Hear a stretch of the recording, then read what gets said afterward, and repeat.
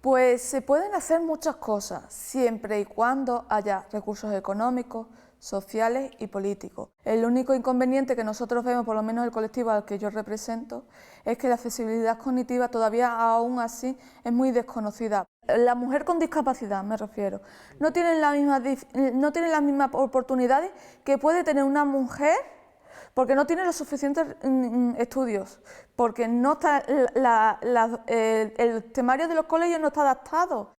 Que es algo que yo, a raíz de ir perdiendo la visión cada vez más, pues como que me sentía que iba a dejar de ser útil en la vida. Entonces ahí que tiene que haber recursos. Si no hay esos recursos, al final y al cabo no va a poder existir que los pueblos estén adaptados a todas las personas.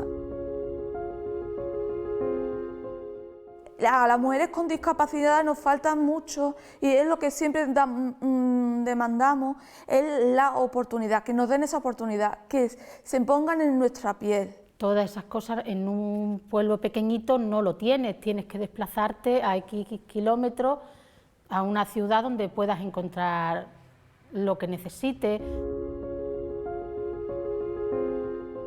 Porque la gente de la ciudad va siempre con mucha rapidez y tal, y en un entorno rural te puedes parar con la gente, hablar. A favor de estar en un pueblo, eso, sobre todo cercanía, es un entorno pequeño, lo conoces todo. Y siempre también hay que tener en cuenta que en el entorno rural la gente, si ves que necesitas ayuda, te va a ayudar, y eso también es que de agradecer.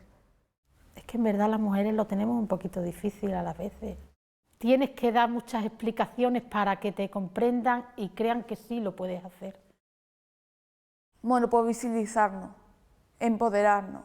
Si nosotras, las mujeres, somos visibles, la sociedad nos va a ver tal y como somos, y así vamos a ir pudiendo crear una sociedad más justa e igualitaria.